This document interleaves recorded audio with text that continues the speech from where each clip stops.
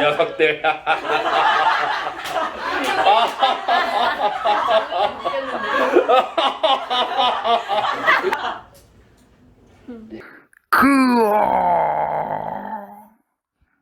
자, 284페이지 3.1운동입니다. 1910년대부터 국내외에서 항일 운동이 여러 가지 형태로 일어나게 되는데 대표적인 형태가 독립의군부, 대한광복회 이러한 이제 조직들이 만들어지기 시작을 하죠. 자, 그러다가 전 세계적으로 여러 1차 세계대전이 끝나고 나서 윌슨의 민족자결주의 그리고 스탈린의 민족해방전선 지원이라는 이러한 두 가지의 환경 때문에 여러 가지 그에 대한 우리가 그 정보를 접하고서 이제 정책적으로 이제 여러 가지로 이제 활동을 시작하게 되죠. 자, 이 두 가지의 영향을 받은 특히 이제 일본에서 유학하고 있던 유학생들을 중심으로 28 독립선언이 먼저 일어나게 됩니다. 자, 28 독립선언에 참여했던 일본 유학생들이 다시 국내로 들어오게 되면서 이에 영향을 받아서 3.1운동이 일어나게 되는 거죠.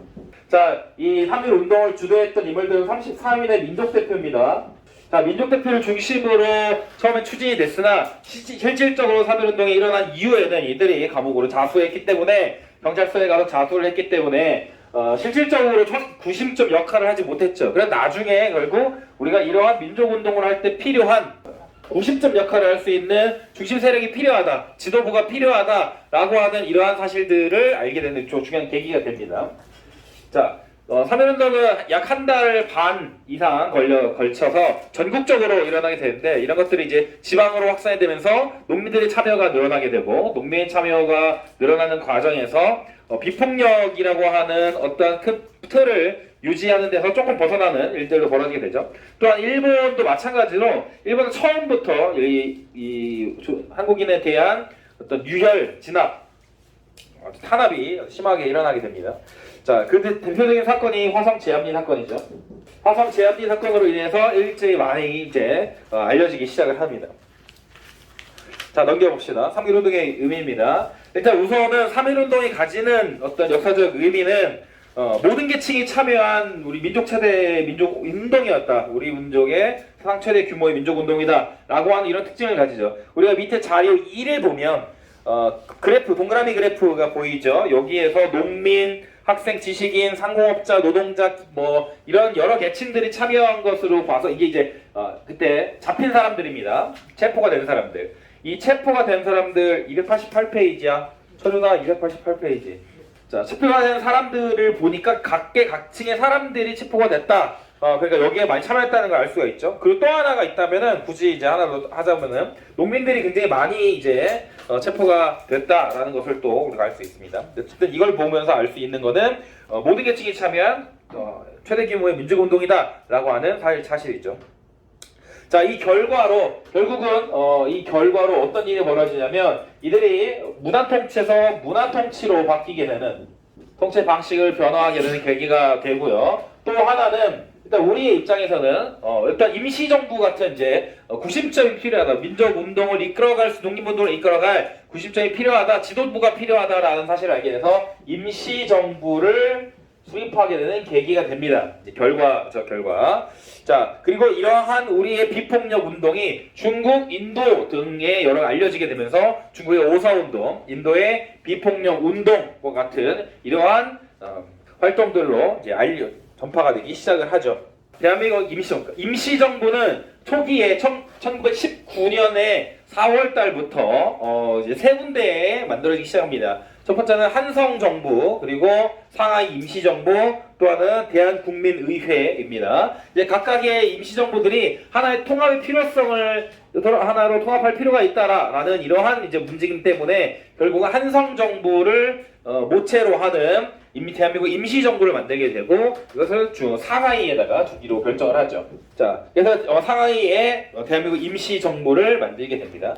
이 대한민국 임시정부에서 가장 중요한 조직은 연통제와 교통국이야. 종인이 이거 보고 있더라. 연통제와 교통국. 나 아마 그렇게 막 뒷글있고 그런 사람 아니야? 단지 기억이 나는걸? 임시정부가 상해에 있기 때문에 국내에 대한 여러 가지 정보를 수집하거나 아니면 행정조직으로서의 역할을 할 수 있는 게 없기 때문에 만들어진 거죠. 그래서 연통제는 비밀 행정조직이고 교통국은 통신기관입니다. 그래서 여러 군자금을 모으거나 아니면은 정보를 전달하거나 첩보 활동을 하거나 하는 것들을 이 두 가지를 이용해서 하게 되죠. 자, 그 외에도 독립공채 그리고 독립신문 임시사료편찬위원회 같은 이런 것들 이제 조직해서 만들게 되고, 당시 임시정부가 가장 주력했던 것은 외교 활동입니다. 김규식을 파리 강화회의에 파견하거나 아니면 미국의 구미위원회를 설치하거나 하는 이런 활동들을 통해서 외교 활동을 통해 우리가 독립을 원한다는 사실을 알리기 위해 여러 가지 적극적인 노력을 하게 되죠. 자, 그 외에도 군사적으로도 만주 지역에 있는 독립군들을 하나의 집합체로 모여서 서로 군정서, 그다음에 북로 군정서로 이제 통합하는 이러한 과정까지 진행하고, 그 뒤에는 나중에 육군 주만 참의부를 형성하게 됩니다. 넘겨봅시다. 그런데 문제는 외교 활동에 집중하는데 외교 성과가 눈에 띄게 나타나지 않으니까 이거에 대한 여러 가지 다른 제안을 했었던 여러 가지 세력들이 등장을 하게 되죠. 자, 그래서 창조파와 개조파로 나뉘게 되는데, 이들이 국민대표회의에서 모여서 임시정부의 미래를 결정을 하다가 결국은 협상이 결렬이 되었고, 그래서 많은 세력들이 임시정부에서 빠져나가게 됩니다. 그래서 김구 혼자 남아서 임시정부를 혼자 외롭게 지키는 이러한 상황이 되게 되는 거죠. 자, 임시정부가 가지고 있는 여러 가지 특징 중에 가장 의미 있는 부분은 임시정부의 의의입니다. 우리가 앞에서 봤을 때 이 290페이지에 보면은 임시정부의 특성이 있습니다. 임시정부의 특성. 임시정부는 어떻다라고 한 내용이 있죠. 임시정부는 우리나라 역사상 최초의 3권 분립에 기초한 민주공화제입니다. 3권 분립이고요. 3권 분립에 기초한 민주공화제다라고 하는 거. 이게 임시정부가 가지고 있는 특성이죠. 그런데 임시정부가 가지고 있는 그 외에도 이제 여러 가지 의미가 있는데, 여러 가지 임시정부가 가지고 있는 의미는 만들어진 이후 26년 동안 지속적으로 있었던 이 독립운동의 통합기구이다.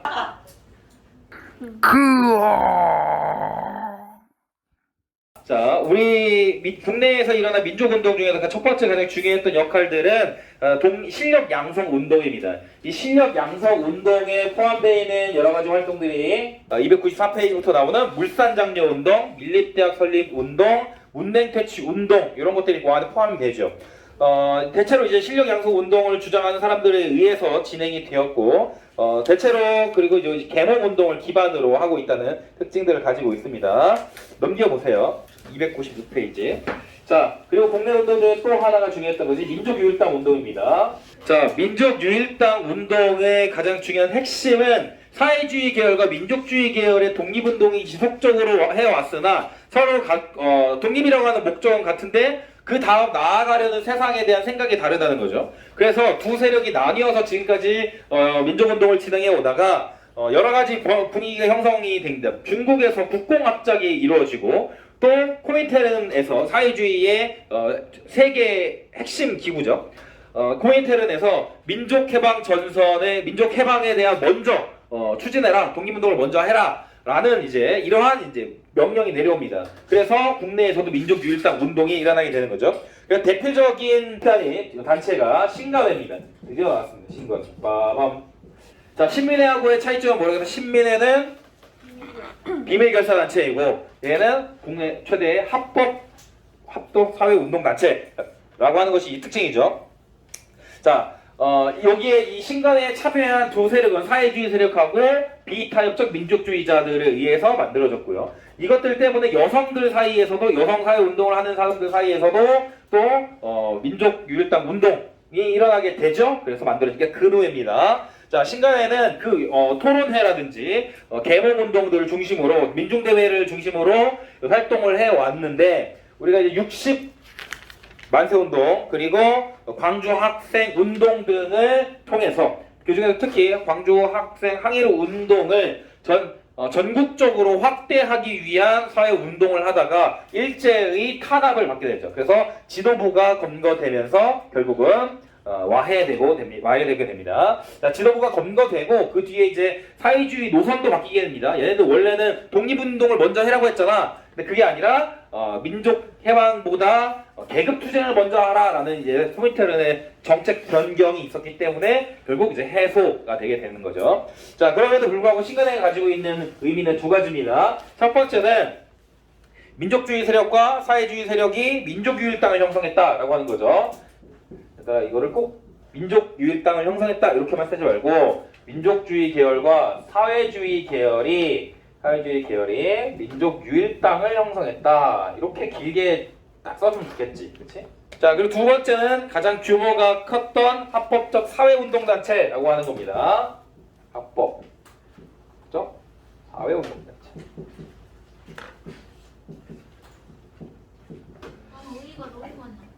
자, 다음은 308페이지 만주에서의 국외 민족운동의 전개입니다. 자, 첫 번째는 만주 지역에 건설되는 독립운동 기지이죠. 이 지역은 크게 네 군데로 이제 우리가 나누어서 볼 수가 있습니다. 첫 번째는 북간도고요. 그리고 서간도, 그리고 연해주, 그리고 미주 지역까지 이렇게 구분이 되죠. 자, 북간도와 서간도 같은 경우는 크게 두 개의 대표적인 세력들이 이제 하나씩 만들어지게 됩니다. 첫 번째 북간도는 용정촌이나 명동촌 같은 이제 한인 타운이 만들어지게 되는데 여기는 주로 김상설, 김학연과 같은 이 사람들이 이제 만들어지게 되고 여기에서 북간도에서 만들어진 이제 주요 단체가 중광단입니다. 자, 중광단 하면 생각나는 인물 종교가 뭐였어? 대종교. 대종교 집단을 중심으로 이루어진 거죠. 이게 나중에 북로군정서로 만들어지는 거죠. 그래서 용정촌, 명동촌, 그리고 뭐 김학연, 이상설 이 사람들을 중심으로 서전서수 만들어지고 명동학교 만들어지고 그리고 중광당 북로군정서 이런 이제 사관연성소 이러한 이제 단체 이런 조직들이 만들어지기 시작했다라고 하는 것이 이제 북간도 지역이고요. 서간도 지역은 이회영 일가와 관련이 있습니다. 여기는 중광단 생각을 한다면 북간도 중광단을 생각한다면 서간도에서는 신흥 강습소, 신흥 무관학교를 생각하면 됩니다. 처음 신흥 강습소를 만들고 정학사에서 신흥 강습소를 만들고 이게 신흥 중학교, 신흥 무관학교로 이름을 고치게 되죠. 이게 나중에 여기서 나온 독립운동가들을 중심으로 이제 서로군정서가 만들어지게 되는 겁니다. 자, 그 외에 연해주 지역은 권업회가 형성이 되고요. 그리고 권업신문을 만들게 되고 그래서 브라디보스톡을 중심으로 많은 사람들이 독립운동에도 참여하게 됩니다. 이 지역은 임시정부가 만들어지기도 하고 그리고 나중에 이제 임시정부 대한국민의회 만들어지기도 하고 이제 여러 사회주의 계통의 독립운동가들이 많이 활동을 하는 지역입니다. 자, 미주 지역은 미국 그리고 뭐 북아메리카 이 일대를 말합니다. 자, 미주 지역은 이전부터 의열 활동 중심으로 많이 이루어져 오다가 대한인 국민회가 결성되고 여기에서 많은 사람들이 군자금을 모아서 이렇게 독립운동을 하는 중국이나 만주 지역으로 보내주는 역할들을 하게 되죠. 그 외에도 멕시코의 승무학교, 하와이의 대조선 국민군단과 같은 이러한 조직들도 만들어지게 됩니다. 이거 꼭 찢었어? 괜찮아. 왜냐면 내년은 다른 교과서니까.